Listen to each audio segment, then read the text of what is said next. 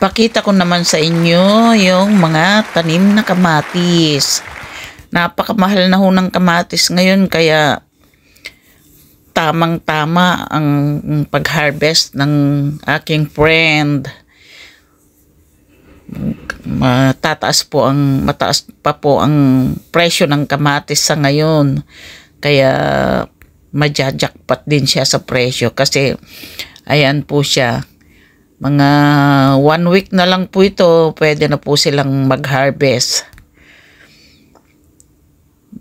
Sarap po talagang tumira ng probinsya kasi maraming fresh na gulay. Kung wala ka mang tanim, pwede kang bumili direct sa mga farm.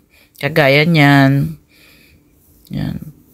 Magandang itsura ng kamatis ng aking bestie. Ayan. Swerte naman. Unang attempt niya ng papatanim ng kamatis at sibuyas. At mukha namang maganda ang kinahinatnan. Maalaga po ang kanyang katiwala. Kaya ganito siya kaganda. Ayan. Tamang-tama. Mahal pa po ang kamatis. Sulit po ang kanyang puhunan. Yan.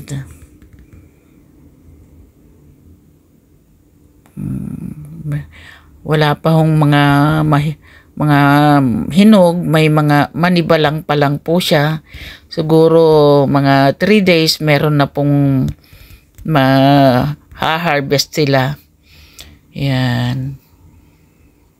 Dito rin po yan sa aming nayon. Dito po sa aming lugar.